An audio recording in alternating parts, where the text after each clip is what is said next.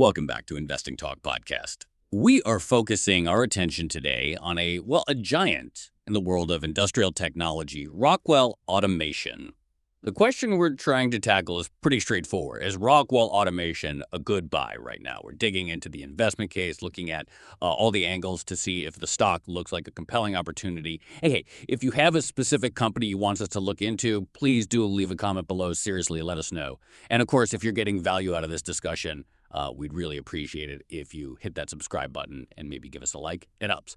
Okay, let's get into it then. Rockwell Automation. They're known for making factories smarter, right? Automating production, logistics, all that stuff. They're a dominant force. But here's the twist. They just reported a pretty significant revenue drop. So it feels a bit weird that analysts are still, overwhelmingly bullish. We need to figure out what's going on underneath. What's the fundamental story here? That's exactly the right place to start. Because, those recent financials, they look a bit rough without the backstory. If you look at their fiscal 2024 numbers, revenue landed at $8.26 billion. Okay. But compare that to the year before, $9.06 billion, and you're looking at an 8.76% drop year over year. Wow, nearly 9%. That's not small for a company this size. What happened? What hit them so hard? It was really a classic cyclical thing. The main reason they cited was a slowdown in capital spending across their key end markets. Companies just weren't investing as much. Plus, there was some negative impact from foreign exchange rates, too. Right, the usual suspects for a global industrial. Exactly. And that slowdown didn't just hit the top-line revenue. It definitely trickled down. Their trailing 12 months net income is $966.2 million. That works out to an EPS of $8.52. And how does that compare? Well, that's the key part. That net income figure is down a sharp 31.36% compared to the previous year. So, significant impact. Okay, over 30% drop in net income. That really shows the cyclical pressure. Yeah. But, and this is where it gets interesting, right? You mentioned context.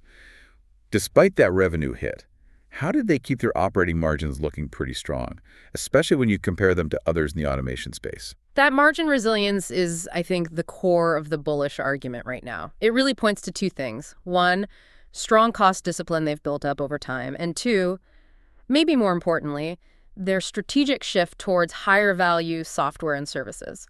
They've insulated themselves a bit. Meaning they aren't just selling hardware. Right. It's not just about moving boxes. They're locking in longer-term service contracts, software subscriptions, and those recurring revenues have stickier, often higher margins, even when overall volumes dip.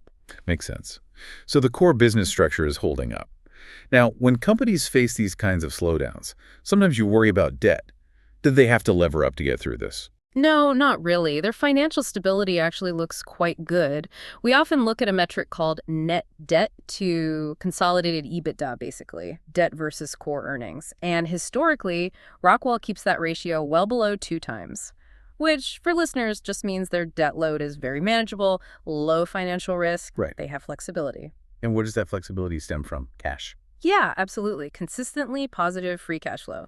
That cash flow is really their firepower, as analysts like to say. It fuels their R&D, lets them make strategic acquisitions, and importantly for investors, allows them to return capital. Like dividends. Exactly. They maintain a pretty reliable dividend. Right now, the yield is about 1.55%, which translates to $5.24 per share annually. So even with the recent headwinds, the fundamental structure looks solid, resilient. Okay.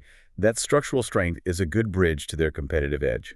If those margins are holding partly because of proprietary tech and services, let's talk about that advantage. How would you define Rockwell's core position in the market, and what makes it so hard for customers to switch away? Well, their dominance really comes from bridging the gap between traditional industrial operational technology, the OT side, think machines on the factory floor, and modern information technology, the IT side.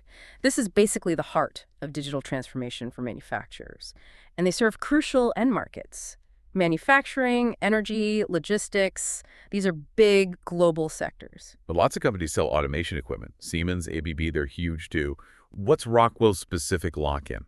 The secret sauce, I'd argue, is their integrated ecosystem, especially around their FactoryTalk software suite. This isn't just one piece of software. It's like the central nervous system for a client's entire operation. Their software and control segment and the intelligent devices segment, they blend Rockwell's own hardware with this advanced analytics platform, cloud connectivity. It all works together seamlessly. So let's say you're running a big car plant and your whole production line, energy management, quality control, it's all deeply integrated with FactoryTalk. What happens if you decide, hey, let's switch to a competitor? You're facing a massive undertaking. The costs and operational disruption would be huge. Think about replacing not just the software, but potentially a lot of the underlying hardware and controllers that are designed to work with it. It's incredibly complex and expensive. So once a major client is deeply integrated, they tend to stay integrated for a very long time. That creates high switching costs and really sticky recurring revenue streams. That's the moat. Okay, that clarifies the investment thesis significantly. Yeah. So the bet on a rebound isn't just hoping the economy improves. Right. It's based on the idea that when companies do start spending again on capital equipment, on factory automation, Rockwell, as the incumbent leader with this sticky platform, is positioned to grab a disproportionately large share of that new spending. Precisely. They're already embedded in the infrastructure. And that expectation of capturing that future growth, that acceleration, is why the stock's valuation looks a bit stretched right now. You mentioned the valuation. Yeah, the forward price-to-earnings ratio is currently around 30.23. That's not cheap for an industrial company. So analysts are essentially paying a premium today because they expect that recovery and growth acceleration tomorrow. That's pretty much it. They're buying the recovery story. And you see that reflected in the analyst consensus overwhelmingly. A buy rating across, I think, 16 different firms covering the stock. And what about their price targets? Where do they see it going? The average 12-month price target is sitting at $342.94. Now, what's interesting there is that's only about 1% higher than where the stock was trading recently. Only 1% upside. That seems low, given the buy ratings. It does. It suggests analysts believe that much of the confidence in the recovery, the earnings normalization, is already reflected in the current price. But the underlying sentiment, the belief that the stock deserves to be at this level despite the recent earnings dip, that remains very bullish for the longer term. Okay, that sets up the technical picture nicely. Analysts are bullish, valuation seems to anticipate recovery. But how is the market actually trading the stock? You said the price was around $352 recently. Yeah, $352.99 as of October 16th. And what's really striking is that this price is near the top end of its 52-week range. That range is roughly $250 on the low end, up to about $360.92 on the high end. So despite that nasty earnings report we talked about, the stock hasn't collapsed. It's actually showing strength near its highs. Remarkable strength, yeah. The price action itself is suggesting a bullish medium-term trend. If you look at the chart, you see a pattern of higher lows and higher highs being made. And focusing more short-term, say the last 3 months, there seems to be pretty solid support around the $330 level, with that $360 earlier acting as resistance overhead. And the classic technical health indicators. Moving averages, what do they tell us? They're definitely backing up the bullish view. The stock is trading quite comfortably above both its 50-day simple moving average, that's at $343.71, and well above its longer-term 200-day SMA, which is way down at $305.62. And that pattern short-term average above the long-term, stock price above both, that's generally seen as positive. It's a classic sign of a healthy, established uptrend. Textbook bullish confirmation, really. But whenever a stock is near its 52-week high, you always have that little voice asking, is it getting overheated? Is this just speculative buying? What do the momentum indicators say? That's a fair question, but the momentum picture actually looks pretty stable, which is encouraging. The 14-day Relative Strength Index, the RSI, it's hovering around 40.81. Which is neutral territory, right? Not overlearning. Exactly. Anything below 70 isn't considered overbought. So this neutral RSI reading, combined with what looks like moderate positive momentum on the MACD indicator, it suggests something more like gradual accumulation, meaning it looks more like institutions, the so-called smart money, are steadily building positions, perhaps anticipating that industrial rebound, rather than a lot of fast money speculation driving the price up frantically. That steady buying is definitely a positive sign, although it's probably worth noting there is some nuance in the institutional view. While the overall feeling seems to be improving with funds positioning for that rebound, we did see JP Morgan just reaffirm a neutral stance on October 15th. So they see the long-term strengths, but maybe still have some reservations about the near-term sector outlook. It's not quite a unanimous thumbs up. Fair point. There's always some differing opinions out there. Okay, so if the stock is bumping up against that $360 resistance, what could actually push it through? What are the key catalysts investors should be watching in the near term? The absolute most critical one is coming up very soon, the Q4 and full-year fiscal 2025 earnings report. That's scheduled for November 6th, 2025. Less than a month away. Right. And this is the big one. Analysts are really looking for signs of an inflection point here. Either clear evidence that demand is picking up, or at the very least, much stronger guidance for the next fiscal year.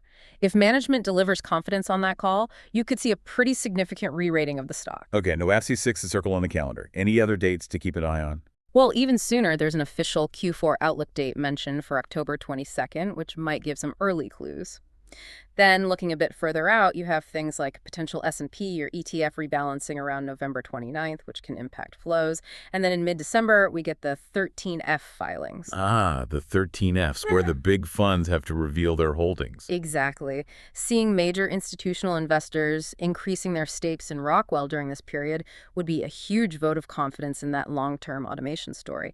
It basically confirms the smart money is betting on the cycle turning. Now, beyond the scheduled events, what about, let's call it the speculative buzz, the rumors or potential developments that could really change the narrative quickly? Yeah, there's definitely some chatter out there focusing mostly on innovation and new growth avenues. There's unconfirmed talk about potential new AI partnerships. Imagine integrating advanced AI capabilities directly into the Factory Talk platform. That could be a game changer. AI on the factory floor, essentially. Right. And also maybe expansion into edge computing, doing more analytics right there on the equipment, not just in the cloud. Given how integrated their systems are, a major AI tie-up could really elevate their offering. And with their strong cash flow and balance sheet, acquisitions are always possible too, right? For sure. The market whispers about potential bolt-on acquisitions, maybe in specialized software or perhaps robotics, to complement their existing portfolio. That's a quick way management could add growth. Any geographical angles? There are some industry rumors about demand picking up faster than expected in the Asia-Pacific region, particularly maybe some recovery in China. If that gets confirmed, it could provide a significant boost to their forecasts for next year, especially since the slowdown, there was a big drag on the 2024 results. That's maybe the easiest lever for a near-term earnings beat. Okay, lots of potential positives. But we have to be balanced. What are the main risks investors need to keep in mind with Rockwell? Well, the biggest one is the one we started with: end market cyclicality.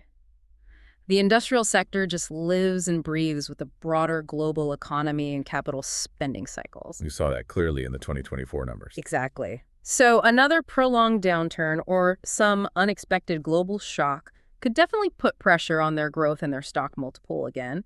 And while they have a strong position, competition is always intense from other major global players. Though, as we discussed, Rockwell's IP, their software platform, and partnerships do provide a significant buffer there.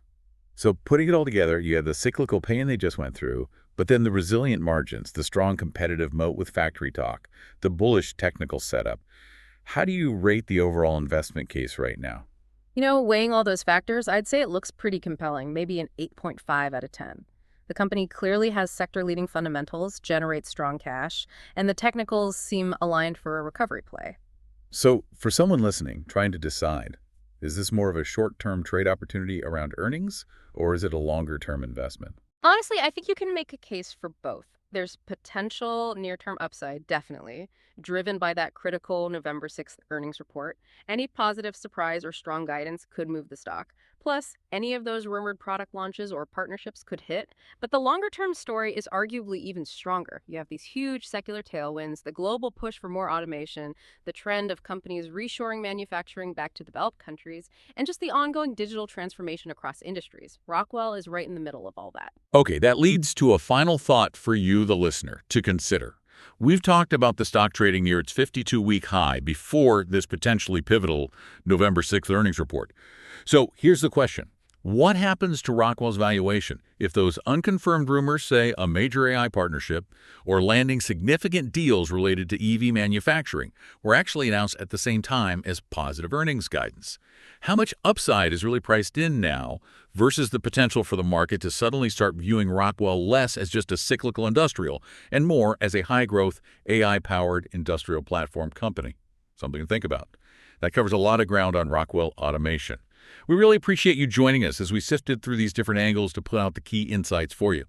Thanks again for tuning in to Investing Talk Podcast. We genuinely want to hear from you. Please share your questions. Or if there's a company you're curious about, drop it in the comment section below. We'll be back soon with another analysis.